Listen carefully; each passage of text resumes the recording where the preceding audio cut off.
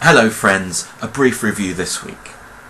So this week we've been reminded of how much our relationship with non-human animals is based on their value to us. They are confined and exhibited and forced to perform because they're entertaining, because they're educational, because they offer us the opportunity to demonstrate our strengths and our skills, because we depend on them for emotional support and scientific understanding.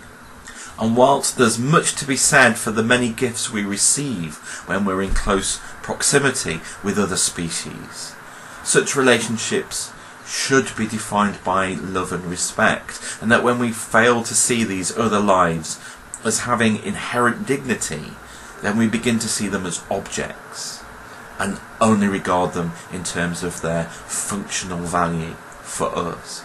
And that may be that this is the root of our destructive behaviour. And it seems that from this week's responses, that part of the remedy might be to consider our view of the natural world as a whole and to nurture a more realistic view of it and the creatures who inhabit it. Perhaps if we see ourselves as being in solidarity with all those who suffer and die, by acknowledging that some suffering is inevitable, it's part of the natural processes, perhaps then we'll be more ready to reduce our impact on that suffering which is avoidable and which is unnecessary.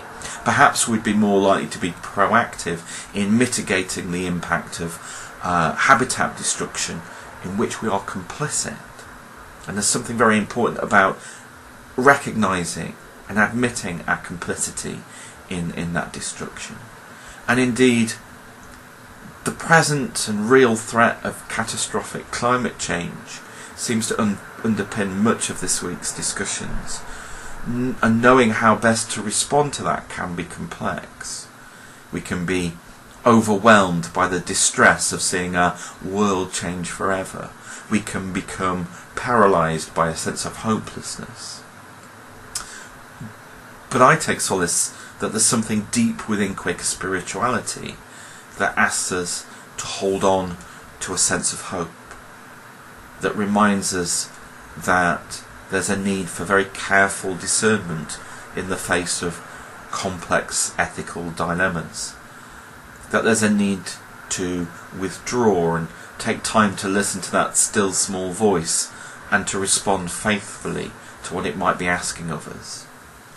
And I think Tom Bonneville of Quaker Concern for Animals was suggesting some of this, suggesting that we need to be courageous enough to both accept our limitations and our weaknesses so that we don't judge others too harshly, but also to be bold enough to be open to new possibilities and to share those with others. Thank you, friends.